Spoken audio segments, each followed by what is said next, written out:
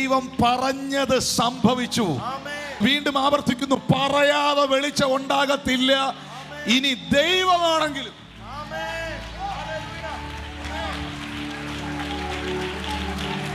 അതിൽ കൂടുതൽ വലിയൊരു പദം എനിക്ക് പറയാനില്ല. ഇനി നീ ദൈവമാണെങ്കിലും നീ പറയാതെ സംഭവിക്കത്തില്ല. വെളിച്ചം ഉണ്ടാകട്ടെ എന്ന് ദൈവം പറഞ്ഞു, അങ്ങനെ തന്നെ സംഭവിച്ചു. ഹല്ലേലൂയ.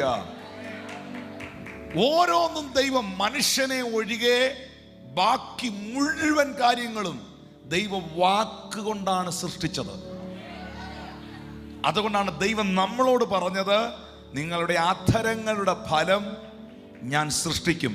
ഇനി ഞാൻ പഴയ നിയമത്തിലെ യഹോവയെക്കുറിച്ചും യാവയെക്കുറിച്ചും ഒത്തിരി കാര്യങ്ങൾ പരാമർശിച്ചാൽ ഭയങ്കര കട്ടിയായിരിക്കും, എല്ലാവർക്കും പിടികിട്ടുകയില്ല. ആ ദൈവം വേഷത്തിൽ മനുഷ്യനായി ഭൂമിയിലേക്ക് വന്നു, നമ്മുടെ കർത്താവായ യേശു ക്രിസ്തു.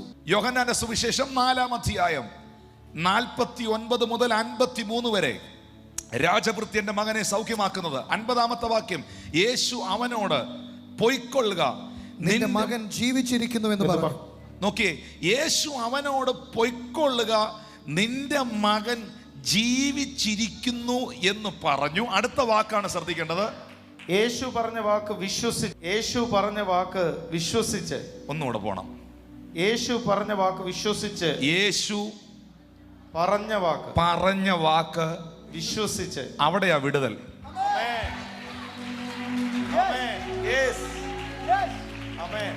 യേശു പറഞ്ഞ വാക്ക്, യേശുവിന്റെ വായിൽ നിന്ന് വീണ വേർഡ് അവൻ വിശ്വസിച്ചു.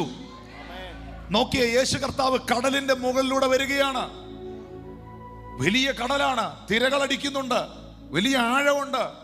ആ കടലിന്റെ മുകളിലൂടെ നടന്നു വന്നിട്ട് 12 ശിഷ്യന്മാരെ നോക്കിയാ പറഞ്ഞു, ആരാ വരുന്നതെന്ന്. ഇറങ്ങി പോന്നോളാൻ പറഞ്ഞു.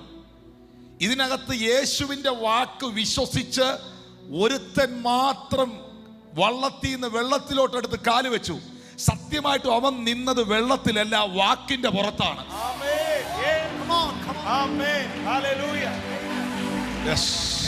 എത്ര പേർക്ക് പറയാൻ കഴിയും, ഈ വാക്കിന്റെ പുറത്താ ഞാൻ നിൽക്കുന്നതെന്ന്? തിരമാലകളുണ്ട്, പേമാരികളുണ്ട്, പ്രതിസന്ധികളുണ്ട്, വെല്ലുവിളികളുണ്ട്, നിന്ദകളുണ്ട്, എതിരുകളുണ്ട്, പക്ഷെ ഞാൻ നിൽക്കുന്നത് ഈ വാക്കിന്റെ പുറത്താണ്.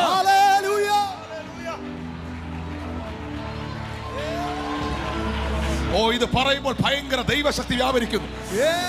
നിന്നോട്, നിന്റെ കുടുംബത്തോട്, നിന്റെ ശുശ്രൂഷയോട്, നിന്റെ ജീവിതത്തോട് ദൈവം വാഗ്ദത്തം ചെയ്തതല്ല, അവൻ വാക്ക് പറഞ്ഞതല്ല. ഞാൻ ഇങ്ങനെ പറയുന്നു, അവന്റെ വാക്കാണ് നിന്റെ പ്ലാറ്റ്ഫോം. നീ ചവിട്ടി നിൽക്കുന്ന പ്ലാറ്റ്ഫോം അവൻ നിന്നോട് പറഞ്ഞ വാക്കാണ്.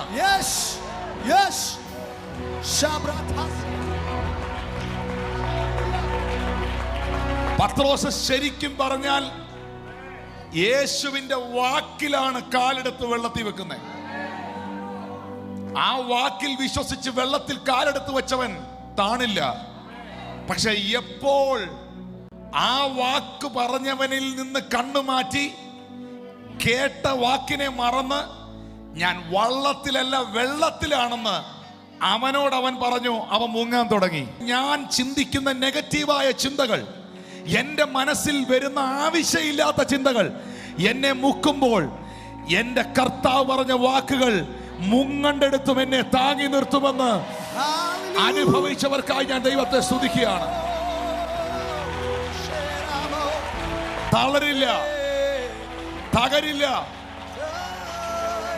ശതാധിപനെ, രാജഭൃത്യനെ, നിങ്ങളുടെ മകൻ എങ്ങനെ സൗഖ്യമായി?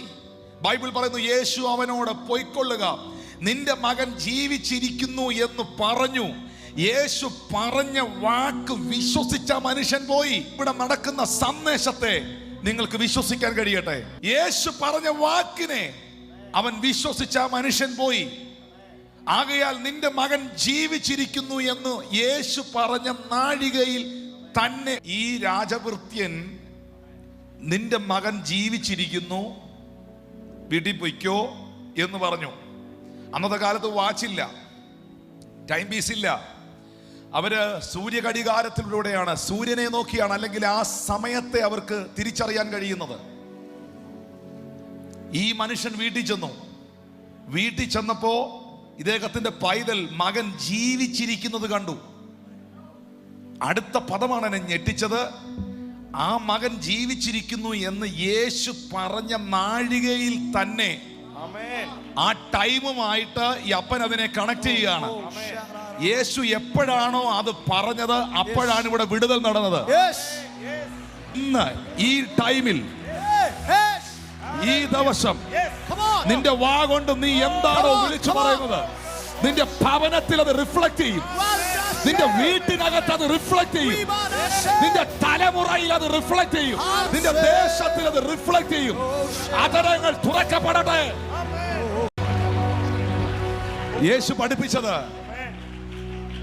പഠിപ്പിച്ചത് മലയെ കുറിച്ച് തിസീസ് എഴുതാനല്ല. യേശു പഠിപ്പിച്ചത് നിങ്ങൾ മലയെ കുറിച്ച് പറയാനല്ല, മലയോട് പറയാനാ. ഒന്നുകൂടെ പറയാം. യേശു പറഞ്ഞത്, അയ്യോ എന്തൊരു വലിയ പർവ്വതായത്, എത്ര വലിയ മലയായത്, ഇതിന് ഇത്ര സ്ക്വയർ ഫീറ്റ് കാണും, ഇതിന്റെ മേളിൽ എങ്ങനെ കയറും, ഇതിനെ എങ്ങനെ മാറ്റും. നീ മലയെ കുറിച്ച് പറയാനല്ല യേശു പറഞ്ഞത്, നീ പ്രശ്നത്തെ കുറിച്ച് പറഞ്ഞുകൊണ്ടിരിക്കാനല്ല യേശു പറഞ്ഞത്, നീ പ്രശ്നത്തോട് പറയാനല്ല. ഇനി ഞാൻ അതിന്റെ ഒരു തെളിവ് ഞാൻ കാണിക്കുകയാണ്. മത്തായി സുവിശേഷം 21-ാം അധ്യായത്തിന്റെ 18 മുതലുള്ള വാക്യത്തിലേക്ക് വരുമ്പോൾ, അവൻ രാവിലെ നഗരത്തിൽ നിന്ന് മടങ്ങുന്ന സമയം വിശന്നിട്ട് വഴിയരികെ ഒരു അത്തിവൃക്ഷം കണ്ടു. അടുക്ക ചെന്നു. രാവിലെ അവൻ അതിൽ ഇലയല്ലാതെ ഒന്നും കാണായികയാൽ നിന്നിൽ നിന്ന് ഒരു നാളും ഫലം ഉണ്ടാകാതെ പോകട്ടെ എന്ന് അതിനോട് പറഞ്ഞു. ഇതിനോട് വൃക്ഷത്തോട്, അത്തിമരത്തോട്. ഓക്കെ, ക്ഷണത്തിൽ അത്തി ഉണങ്ങിപ്പോയി. ശിഷ്യന്മാരത് കണ്ടപ്പോൾ അത്തി ഇത്ര ക്ഷണത്തിൽ ഉണങ്ങിപ്പോയത് എങ്ങനെയെന്ന് പറഞ്ഞ് ആശ്ചര്യപ്പെട്ടു. അതിന് യേശു, നിങ്ങൾ സംശയിക്കാതെ വിശ്വാസമുള്ളവരായാൽ ഈ അത്തിയോട് ചെയ്തത് നിങ്ങളും ചെയ്യും എന്ന് മാത്രമല്ല, ഈ മലയോട് നീങ്ങി കടലിലേക്ക് പോക എന്ന് പറഞ്ഞാൽ അതും സംഭവിക്കും. ഇത് ഈ വാക്കിന്റെ ശക്തി എന്താന്നുള്ളത് ഇതിനകത്ത് ഭയങ്കര വ്യക്തമല്ലേ. ശിഷ്യന്മാർ നോക്കുമ്പോൾ വാസ്തവമായും യേശു ഒരു മരത്തോട് സംസാരിക്കുകയാണ്. You understand me? ഒരു വൃക്ഷത്തോട് കർത്താവ് വർത്താനം പറയുകയാണ്. കാരണം അവൻ ഈ പ്രപഞ്ചത്തിന്റെ ദൈവമാണ്. ബൈബിൾ പറയുന്നു, സൃഷ്ടി ദൈവപുത്രന്മാരുടെ വെളിപ്പാടിനെ ആകാംക്ഷയോടെ കാത്തിരിക്കുന്നു. സൃഷ്ടി ദൈവപുത്രന്മാരുടെ വെളിപ്പാട്. പ്രിയപ്പെട്ടവരെ, നിങ്ങളുടെ വാക്ക് ഈ പ്രപഞ്ചത്തെ തൊടും. നിങ്ങളുടെ വാക്ക് ജീവജാലങ്ങളെ തൊടും. എത്ര സംഭവങ്ങൾ. ഭാരതത്തിൽ ജീവിച്ചിരുന്ന അതിശക്തനായിരുന്ന അപ്പോസ്തലനായിരുന്ന സാധു സുന്ദർ സിംഗ് എന്ന് പറയുന്ന മനുഷ്യൻ തന്നെ ആക്രമിക്കാൻ വന്ന ടൈഗറിനോട്, പുലിയോട് പുള്ളി സംസാരിച്ചു. അതിന് തൊടാൻ പറ്റിയില്ല, അതിൻ്റെ വായടപ്പിച്ചു. ഇസ്രായേൽ ജനം മിസ്രൈമിൽ നിന്ന് പുറപ്പെടുന്ന സമയത്ത് ആവർത്തന പുസ്തകത്തിൽ എഴുതിയിരിക്കുന്നൊരു വാക്യമുണ്ട്, അവർക്കെതിരെ ഒരു നായ പോലും നാവനക്കിയില്ലെന്ന്. വായിച്ചിട്ടുണ്ടോ? ഏതൊക്കെയോ സിംഹത്തിന്, ഏതൊക്കെയോ കരടിക്ക്, ഏതൊക്കെയോ വഴി കൂടെ നടക്കുന്ന നായ്ക്ക് നിന്നെ ഒന്ന് അറ്റാക്ക് ചെയ്ത കൊള്ളാമെന്നുണ്ട്, പക്ഷേ ചലിക്കാൻ സമ്മതിക്കില്ല. ഇന്ന് പകൽ ഞാൻ പറയട്ടെ, എൻ്റെ വാക്കുകൾ ശക്തിയുള്ളതാണ്. യേശു കർത്താവ് ഒരു മരത്തോട് നിന്ന് സംസാരിക്കുന്നത് ഭ്രാന്തായതുകൊണ്ടല്ല. അവൻ അറിയാം അവൻ പ്രപഞ്ചത്തിന്റെ സ്രഷ്ടാവാണെന്ന്. ആ അധികാരം ദൈവത്തിന്റെ മക്കൾക്കുണ്ടെന്ന് വിശ്വസിക്കണം. എത്ര പേർക്ക് ഒരു ആമീൻ പറയാൻ കഴിയും? നമ്മുടെ വായിൽ, നമ്മുടെ അധരത്തിൽ ആദ്യമേ വരുന്നത് നെഗറ്റീവ് ആയിരിക്കും. ഫസ്റ്റിലെ വരുന്നത് നെഗറ്റീവ് ആയിരിക്കും. അത് പാസ്റ്റർ ആയാലും ഉപദേശി ആയാലും ആരായാലും ആദ്യം വരുന്നത് നെഗറ്റീവ് വേർഡായിരിക്കും. പക്ഷേ അതിനെ ഒന്ന് ഉടച്ചു കളഞ്ഞിട്ട് അത്തിയെ നോക്കി സംസാരിച്ച കർത്താവ്. മത്തായി 8:13 വായിക്കാവോ? യേശു ശതാധിപനോട്, പോക, നീ വിശ്വസിച്ചതുപോലെ നിനക്ക് ഭവിക്കട്ടെ എന്ന് പറഞ്ഞു. ആ നാഴികയിൽ തന്നെ അവന്റെ ബാല്യക്കാരന് സൗഖ്യം വന്നു. നീ എന്താണോ വിശ്വസിച്ചത് അത് തന്നെ നിനക്ക് സംഭവിക്കട്ടെ. നമ്മൾ എന്ത് വിശ്വസിക്കുന്നോ അതായിരിക്കും നമ്മുടെ ലൈഫ്. നിങ്ങൾ ദൈവത്തെ എങ്ങനെയാണോ വിശ്വസിക്കുന്നത് അങ്ങനെയായിരിക്കും ദൈവത്തിൻ്റെ പ്രവൃത്തികളും. ചിലർ ദൈവത്തെ കാണുന്നത് അടിക്കുന്ന, എപ്പോഴും ന്യായം വിധിക്കുന്ന, കഷ്ടത കൊണ്ട് മൂടി തകർക്കുന്ന, കഷ്ടതയില്ലെന്നൊന്നും ഞാൻ പറയുന്നില്ല, എപ്പോഴും കഷ്ടത തരുന്ന, എന്നെ എപ്പോഴും കരയിക്കുന്ന അങ്ങനെ ഒരാളായിട്ടാണ്. ഒരിക്കലും അല്ല. ദൈവം ഒരു സാഡിസ്റ്റ് അല്ല. God is not a sadist. Sadist എന്നാന്ന് മനസ്സിലായോ? നിങ്ങളുടെ വിഷമം കണ്ടേച്ച് ചിരിക്കുന്ന ഒരാളല്ല ദൈവം. നിങ്ങളുടെ വിഷമം കണ്ട് സന്തോഷിക്കുന്ന ഒരാളല്ല ദൈവം. ഹല്ലേലൂയ. ശബ്ദമുയർത്തി ഹല്ലേലൂയ. ബൈബിൾ പറയുന്നു, അവൻ എന്താണോ വിശ്വസിച്ചത് അതവനിൽ സംഭവിച്ചു. അതവനിൽ സംഭവിച്ചു. നമ്മുടെ ബിലീഫ് സിസ്റ്റം കറക്റ്റ് ആയിരിക്കണം. റോങ് ബിലീഫിലേക്ക് നമ്മൾ പോകരുത്. റോങ് ബിലീഫുകൾ നമുക്കുണ്ടാകരുത്. നെഗറ്റീവ് ബിലീഫുകൾ നമുക്കുണ്ടാകരുത്.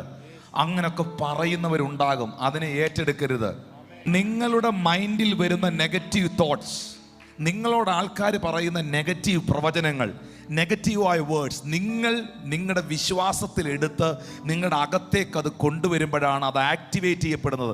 ഒരിക്കലും ഒരു സിം കാർഡ് കവറിലിരിക്കുമ്പോൾ അത് വർക്കാകത്തില്ല. അത് ഫോണിനകത്തിട്ട് അത് ആക്ടിവേറ്റ് ചെയ്താലേ ഇൻകമിങ്ങും ഔട്ട് ഗോയിങ്ങും ഉണ്ടാകത്തുള്ളൂ. ഒറ്റ നെഗറ്റീവ് തോട്ട്സിനെയും എൻകറേജ് ചെയ്യരുത്, ആക്ടിവേറ്റ് ചെയ്യരുത്. എല്ലാം ഇതിനകത്ത് എനിക്കറിയാം ആരുടെയൊക്കെ ഉള്ളിൽ മരണഭീതിയുണ്ട്. എല്ലാ മരണഭീതികളെയും ക്യാൻസൽ ചെയ്യുകയാണ് ഞാൻ. എല്ലാ മരണഭീതികളെയും വാ കൊണ്ട് പറയണം, ഞാൻ ജീവനോടെ ഇരുന്ന് യഹോവയുടെ പ്രവൃത്തിയെ കാണും. എനിക്കെന്തെങ്കിലും സംഭവിച്ചാൽ ദൂത, എനിക്കെന്തെങ്കിലും സംഭവിച്ചാൽ എൻ്റെ പിള്ളേർക്ക് ആരുമില്ല. എനിക്കെന്തെങ്കിലും സംഭവിച്ചാൽ എൻ്റെ പിള്ളേർക്ക് ആരുമില്ല. എനിക്കെന്തെങ്കിലും സംഭവിച്ചാൽ എൻ്റെ അച്ചായൻ, എൻ്റെ ഹസ്ബൻഡിന് ആരെന്തെങ്കിലുമൊക്കെ ഉണ്ടാക്കി കൊടുക്കും. അതവിടെ നിൽക്കട്ടെ, ഇപ്പോഴെന്തെങ്കിലും ഉണ്ടാക്കി കൊടുക്കുന്നുണ്ടോ? അതാ എൻ്റെ വിഷയം. Praise God. ഹല്ലേലൂയ. ആമേൻ. ആവശ്യമില്ലാതെ ഇങ്ങനെ ചിന്തിക്കുകയാണ്. നേരത്തെ എന്തെങ്കിലുമൊക്കെ ഭാരങ്ങൾ നമ്മുടെ മനസ്സിൽ കാണുമെന്നേ, എപ്പോഴും എന്തെങ്കിലുമൊക്കെ ചിന്തകൾ നമ്മളെ എപ്പോഴും അലട്ടിക്കൊണ്ടേയിരിക്കുമെന്നേ. നേരത്തെയൊക്കെ നമ്മുടെ ജീവിതത്തിൽ വസ്ത്രം അധികമില്ല, അല്ലെങ്കിൽ ഒത്തിരി വസ്ത്രങ്ങളില്ല, ഒന്ന് മാറി ഒന്ന് ധരിക്കാൻ അധികം വസ്ത്രങ്ങളില്ല, അല്പമായിട്ടുള്ളതേ ഉള്ളൂ. അന്ന് ഭയങ്കര ഭാരമായിരുന്നു. കല്യാണത്തിന് പോകുമ്പോൾ എന്നാ ഉടുക്കും, അവിടെ പോകുമ്പോൾ ചർച്ചിൽ പോകുമ്പോൾ എന്നാ ഇടും, ആകെ 2 ഷർട്ടേ ഉള്ളൂ, ഇങ്ങനെയൊക്കെ ചിന്തിച്ചവരുണ്ട്. പക്ഷേ ഇപ്പോൾ ദൈവം അവരെ അനുഗ്രഹിച്ചു. പക്ഷേ ഇപ്പോഴും അവർക്ക് ഭാരമാണ്. എന്നാണെന്നറിയാമോ? ഇത് തുറക്കുമ്പോൾ ഏതിടുമെന്ന്. ഇപ്പോഴത്തെ അവരുടെ ഭാരം ഏതിടുവെന്ന. നേരത്തെ ഭക്ഷണം ഇല്ലാത്തതായിരുന്നു അവരുടെ ഭാരം. പക്ഷെ ഇപ്പോഴത്തെ അവരുടെ ഭാരം നാളെ പുട്ടാണോ ഇഡലിയാണോ എന്നാ ഉണ്ടാക്കേണ്ടി എന്നുള്ളതാണ് അവരുടെ ഭാരം. എങ്ങനെ ആയാലും ഒരു സാധനം അവരുടെ കയ്യിലുണ്ട്. പ്രിയപ്പെട്ടവരെ, ഇങ്ങനെ പോകുന്ന ഒത്തിരി പേരുണ്ട്. ഓരോ ചിന്തകളും ഓരോ നാരുകളാണ്. ഒരു പായ ഒരു നാരല്ല, ഒരു ഇഴയല്ല, പല ഇഴകളാണ്. ഇതുപോലെ ഓരോ ചിന്തകളും ഓരോ ഇഴകളാണ്. ഈ ഓരോ ഇഴകളെയും പിശാച് ചേർത്ത് തുന്നി ഒരു കാർപ്പറ്റാക്കി നിന്നെ അതിനകത്തിരുത്തി അങ്ങ് ചുരുട്ടും. നീ എന്നിട്ട് ആ സങ്കല്പങ്ങളുടെ വിചാരങ്ങളുടെ കോട്ടയ്ക്കകത്തിരിക്കും. ഒന്നും ചെയ്യാൻ പറ്റുന്നില്ല, ജോലി ചെയ്യാൻ പറ്റുന്നില്ല, മുന്നോട്ട് പോകാൻ പറ്റുന്നില്ല, ഇങ്ങനെ എന്തൊക്കെയോ ചിന്തിച്ച് കുത്തിയിരിക്കുകയാണ്. അവിടെയാണ് പൗലോസ് പറയുന്നത്, ഞങ്ങളുടെ പോരിൻ്റെ ആയുധങ്ങൾ ജഡീകങ്ങളല്ല, അത് കോട്ടകളെ ഇടിപ്പാൻ. കേട്ടെ, അത് കോട്ടകളെ ഇടിപ്പാൻ ദൈവസന്നിധിയിൽ ശക്തിയുള്ളവ തന്നെ. അവയാൽ ഞങ്ങൾ സങ്കല്പങ്ങളും അവയാൽ ഞങ്ങൾ സങ്കല്പങ്ങളും ക്രിസ്തുവിന് പരിജ്ഞാനത്തിന് വിരോധമായി വരുന്ന ഉയർച്ചകളെയും ചിന്തകളെയും ഇടിച്ചു കളഞ്ഞ് ഏതു വിചാരത്തെയും ക്രിസ്തുവിനോടുള്ള അനുസരണത്തിനായി പിടിച്ചടക്കുന്നു. അങ്ങനെ ആരെയെങ്കിലും പിശാച് കോട്ടയ്ക്കകത്താക്കി വെച്ചിരിക്കുന്നെങ്കിൽ, ചിന്തകളുടെ ഇമാജിനേഷൻസിന്റെ കോട്ടയ്ക്കകത്താക്കി വെച്ചിട്ട് എൻ്റെ ഭാവി ഇത്രയേ ഉള്ളൂ എന്ന് ആരെങ്കിലും ചിന്തിച്ച് ഇതിനകത്ത് ഇരിപ്പുണ്ടെങ്കിൽ അത് ഇടിക്കാൻ വേറെ ആരും വരികയില്ല. യേശുവിൻ്റെ നാമത്തിൽ നിങ്ങൾ അതിനെ ഇടിക്കണം, ഇടിക്കണം, ഇടിക്കണം. എന്നോട് ദൈവാത്മ പറയുന്നു, ചില സ്വപ്നങ്ങൾ നിങ്ങൾ കണ്ടത്, ചില വ്യക്തികൾ നിങ്ങളോട് പ്രവചിച്ചത്, ചില സംഭവങ്ങൾ നിങ്ങളുടെ വീട്ടിലുണ്ടായത് ഇന്നും ഒരു ട്രോമ പോലെ, ഒരു ഭയം പോലെ നിങ്ങളെ ചിന്തിപ്പിച്ചുകൊണ്ടിരിക്കുന്നെങ്കിൽ ദൈവത്തിൻ്റെ ആത്മാവ് നിങ്ങളെ അതിൽ നിന്ന് പൊട്ടിച്ച്. അതുകൊണ്ട് ദൈവം നമ്മളോട് പറയുന്ന ഒരു ഭാഗം ഇത് ശ്രദ്ധിക്കുക. യിരെമ്യാ പ്രവാചകന്റെ പുസ്തകം 15-ാം അധ്യായം 19 മുതലുള്ള വാക്യം. അതുകൊണ്ട് യഹോവ ഇപ്രകാരം അരുളി ചെയ്യുന്നു, നീ മടങ്ങി വന്നാൽ ഞാൻ നിന്നെ എൻ്റെ മുമ്പാകെ നിൽക്കുവാൻ തക്കവണ്ണം വീണ്ടും കൈക്കൊള്ളും. നീ അധമമായത് ഒഴിച്ചിട്ട് ഉത്തമമായത് പ്രസ്താവിച്ചാൽ നീ എൻ്റെ വാ പോലെയാകും. അവർ നിന്റെ പക്ഷം തിരിയും, നീ അവരുടെ പക്ഷം തിരിയുകയില്ല. എനിക്ക് ഇന്നേ വരെ ചിന്തിക്കാൻ പറ്റാത്ത അത്ഭുതകരമായൊരു വാക്യമായത്. അടുത്ത വാക്യം ഒന്ന് വായിച്ച, നീ അധമമായത് ഒഴിച്ച് നീ മടങ്ങി വന്നാൽ ഞാൻ നിന്നെ എൻ്റെ മുമ്പാകെ നിൽപ്പാൻ തക്കവണ്ണം വീണ്ടും കൈക്കൊള്ളും. നീ അധമമായത് ഒഴിച്ച് ഉത്തമമായത് പ്രസ്താവിച്ചാൽ നീ എൻ്റെ വായ് പോലെയാകും. ഇതാരാ പറയണേ? ദൈവം പറയുക, നീ എൻ്റെ വാ പോലെയാകുമെന്ന്. ഇതിൻ്റെ ഈ കിട്ടിയ വാഗ്ദത്തത്തിൻ്റെ ഗൗരവം ഇത് ദൈവം പറയാതിരുന്നെങ്കിലോ? ദൈവത്തിന് പറയേണ്ട വല്ല കാര്യമുണ്ടോ?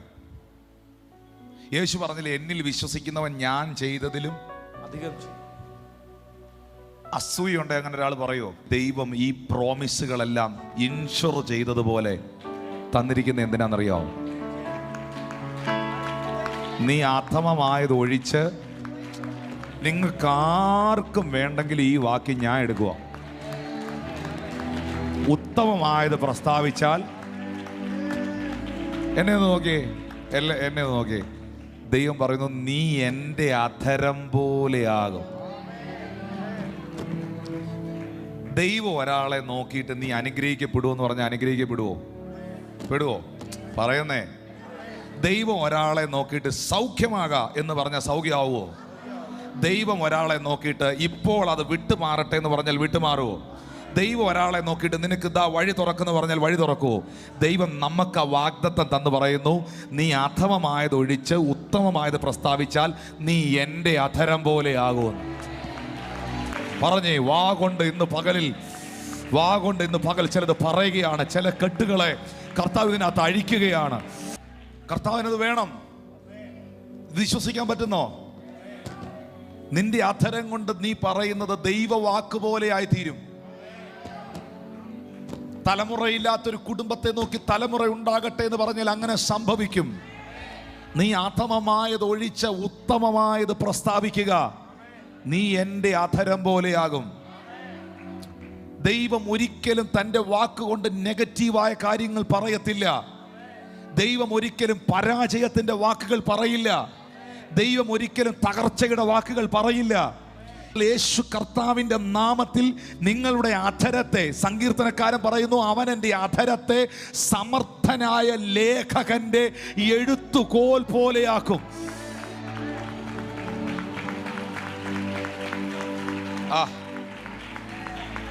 നിങ്ങളുടെ വാക്കുകളെ രാജ്യങ്ങളെ തൊടുന്ന, പട്ടണങ്ങളെ തൊടുന്ന, കുടുംബങ്ങളെ തൊടുന്ന വാക്കുകളാക്കി ദൈവത്തിന് മാറ്റാൻ കഴിയും.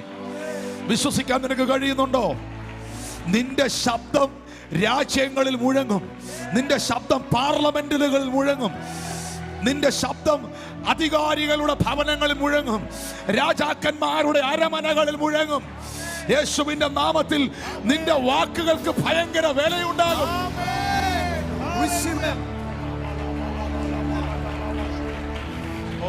ഇതുമായിട്ട് ബന്ധപ്പെട്ട ഒരു സംഭവം, വളരെ പെട്ടെന്ന് മനസ്സിലാക്കാൻ കഴിയുന്ന ഒരു സംഭവം കാണുന്നത് 2 രാജാക്കന്മാരുടെ പുസ്തകം 4-ാം അധ്യായം 2-ാമത്തെ വാക്യമാണ്. ആ വാക്യം പ്രവാചക ശിഷ്യന്മാരിൽ ഭാര്യമാരിൽ ഒരുത്തി എലീശായോട് ആ ഭാഗമാണ്. നിന്റെ ദാസനായ എൻ്റെ ഭർത്താവ് മരിച്ചുപോയി, നിന്റെ ദാസൻ യഹോവ ഭക്തനായിരുന്നു എന്ന് നിനക്കറിയാമല്ലോ. ഇപ്പോൾ കടക്കാരൻ എൻ്റെ 2 മക്കളെ പിടിച്ച് അടിമകളാക്കുവാൻ വന്നിരിക്കുന്നു എന്ന് പറഞ്ഞു. എലീശ അവളോട്, ഞാൻ നിനക്ക് വേണ്ടി എന്തു ചെയ്യണം പറക, വീട്ടിൽ നിനക്ക് എന്തുള്ളൂ എന്ന് ചോദിച്ചു. 1 ഭരണി എണ്ണയല്ലാതെ അടിയൻ്റെ വീട്ടിൽ മറ്റൊന്നുമില്ല എന്ന് അവൾ പറഞ്ഞു. അതിന് അവൻ, നീ ചെന്ന് നിന്റെ അയൽക്കാരോടൊക്കെയും വെറും പാത്രങ്ങൾ വായ്പ വാങ്ങുക.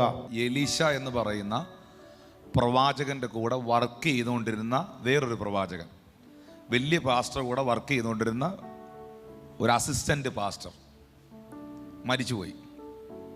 അസിസ്റ്റന്റ് പാസ്റ്റർ വീട്ടിൽ എലീശ എന്ന പ്രവാചകൻ ചെല്ലുന്നു. ഉടനെ പുള്ളിക്കാരൻ്റെ ഭാര്യ പറയുകയാണ്, നിനക്കറിയാലോ, നിന്റെ ശിഷ്യനായിരുന്ന എൻ്റെ ഭർത്താവ് യഹോവ ഭക്തനായിരുന്നു, മരണപ്പെട്ടിരിക്കുന്നു. എൻ്റെ കുഞ്ഞുങ്ങളെ കടക്കാർ പിടിച്ചുകൊണ്ട് പോകാൻ നിൽക്കുന്നു. കടം കയറി വീട് തകർന്നിരിക്കുന്നു. സാമ്പത്തികമായി വലിയ പ്രതിസന്ധിയിലായിരിക്കുന്നു. അവളുടെ പ്രശ്നങ്ങൾ മുഴുവൻ എലീശയോട് പറയുകയാണ്. എന്നാൽ എലീശ അവളോട് പറയുന്ന ഒരു വാക്കുണ്ട്, അതാ രണ്ടാമത്തെ വാക്യം. എലീശ അവളോട്, ഈ പദങ്ങളൊക്കെ ശ്രദ്ധിക്കണേ, ഇല്ലേ ഒന്നും പിടികിട്ടുകയില്ല. ഞാൻ നിനക്ക് വേണ്ടി എന്ത് ചെയ്യണം പറക. What shall I do for you, tell me. ഞാൻ നിനക്ക് വേണ്ടി എന്താ ചെയ്യേണ്ടത് പറക. അപ്പം എൻ്റെ ചോദ്യം പുള്ളിക്കാരി പറഞ്ഞില്ലേ, ഭർത്താവ് മരിച്ചു പോയെന്നും കടക്കാർ വീട്ടിൽ നിൽക്കുന്നെന്നും പിള്ളേരെ പിടിച്ചോണ്ട് പോകാൻ പോവുകയാണെന്നും ആകെ പ്രശ്നത്തിലാണെന്ന് പറഞ്ഞില്ലേ. ഇത്രയും പറഞ്ഞ ഒരു സ്ത്രീയോട് എലീശ പറയുകയാണ്, ഇനി ദൈവം അല്ലെങ്കിൽ ഞാൻ ദൈവത്തിൻ്റെ പ്രതിനിധിയാണ്, ദൈവം നിനക്ക് വേണ്ടി എന്താ ചെയ്യേണ്ടി എന്നുള്ളത് നീ പറക. അല്ല പാസ്റ്റർ, അത് പാസ്റ്ററല്ലേ പറയേണ്ടി? അല്ല, അത് നീയാ പറയേണ്ടി. നീ പറക. കാരണം നീ വാ തുറന്നാലേ എൻ്റെ ദൈവം വാതിൽ തുറക്കൂ. അത് നീ പറയണം. ദൈവത്തിന് പ്രവർത്തിക്കാൻ കഴിയും, എനിക്കും പറയാൻ പറ്റും. പക്ഷെ നിന്റെ ഭവനത്തിന്റെ പ്രതിനിധി നീയാണ്. നിന്റെ ഭവനത്തിന്റെ പ്രതിനിധി ഞാനല്ല.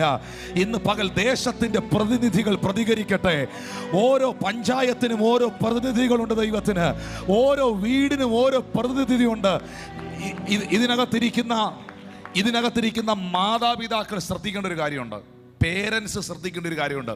നിങ്ങൾക്കറിയാം, നിങ്ങളുടെ മക്കളുടെ മേളിൽ നിങ്ങൾക്ക് അധികാരമുണ്ട്.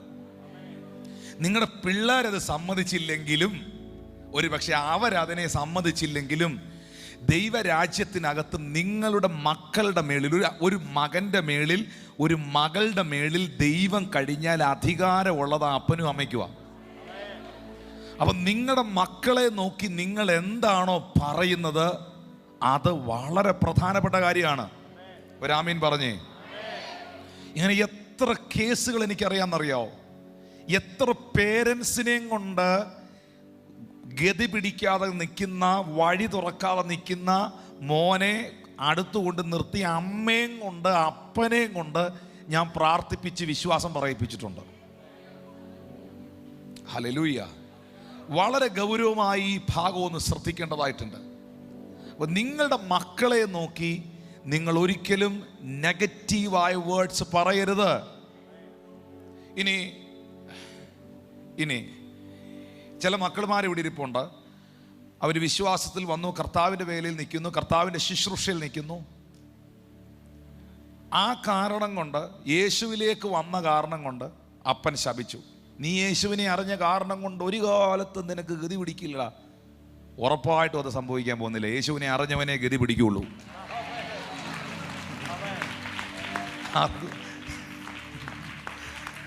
നീ പാട്ടും പ്രാർത്ഥനയായി നടക്കുന്നത് കൊണ്ട് ഒരിക്കലും നന്നാകാൻ പോകുന്നില്ലടാ. അത് അപ്പൻ അറിവില്ലായ്മ കൊണ്ട് പറയുന്നതാണ്. പാടി പ്രാർത്ഥിച്ചവനെല്ലാം അനുഗ്രഹിക്കപ്പെട്ടിട്ടുണ്ട്. അതുകൊണ്ടാണ് ബൈബിൾ പറയുന്നത്, കാരണം കൂടാതെ കുരികിൽ പാറിപ്പോകുന്നതും മീവൽ പക്ഷി പറന്നു പോകുന്നതും പോലെ കാരണം കൂടാതെയുള്ള ശാപം ഫലിക്കുകയില്ല. ഹല്ലേലൂയ. ഒരു കാരണമില്ലാതെയാണ് അത് വിളിച്ചു പറയുന്നതെങ്കിൽ, ഒരാവശ്യമില്ലാതാണ് പറയുന്നതെങ്കിൽ, അല്ലെ എൻ്റെ അപ്പൻ എന്നോട് പണ്ട് അങ്ങനെ പറഞ്ഞായിരുന്നു, എൻ്റെ അമ്മ പണ്ട് എന്നെ ശപിച്ചിട്ടുണ്ട്. ഞാൻ പറയട്ടെ, അത് കാരണം, അതിനകത്തൊരു റീസൺ ഉണ്ടോ? റീസൺ ഉണ്ടെങ്കിൽ ഇന്ന് നമുക്കതൊന്ന് ഏറ്റു പറയണം. അപ്പനെ അമ്മയെ ഉപദ്രവിച്ചിട്ടുണ്ടോ? റീസൺ ഉണ്ടോ? എന്തെങ്കിലും കാരണങ്ങൾ, അതിന് തക്കതായ കാരണമുണ്ടോ? ഉണ്ടെങ്കിലും ഭാരപ്പെടേണ്ട. നിങ്ങൾ രക്ഷിക്കപ്പെട്ട ആളാണോ? നിങ്ങൾ കർത്താവിലേക്ക് വന്ന വ്യക്തിയാണോ? എന്ന് നിന്റെ ഹൃദയം നീ യേശുവിന് കൊടുത്തോ, എന്ന് കർത്താവ് നിന്റെ ജീവിതത്തിലേക്ക് വന്നോ, നിന്റെ ശാപങ്ങളെ അവൻ എടുത്തു കഴിഞ്ഞു. ഇപ്പോഴോ ക്രിസ്തുവേശുവിലുള്ളവർക്ക് ഒരു ശിക്ഷാവിധിയുമില്ല. ഒന്ന് കൈകളടിച്ച് കർത്താവിന് നന്ദി പറഞ്ഞ്. ഇപ്പോഴോ ക്രിസ്തുവേശുവിലുള്ളവർക്ക് ഒരു ശിക്ഷാവിധിയില്ല. ശബ്ദമുയർത്തി ഹല്ലേലൂയ.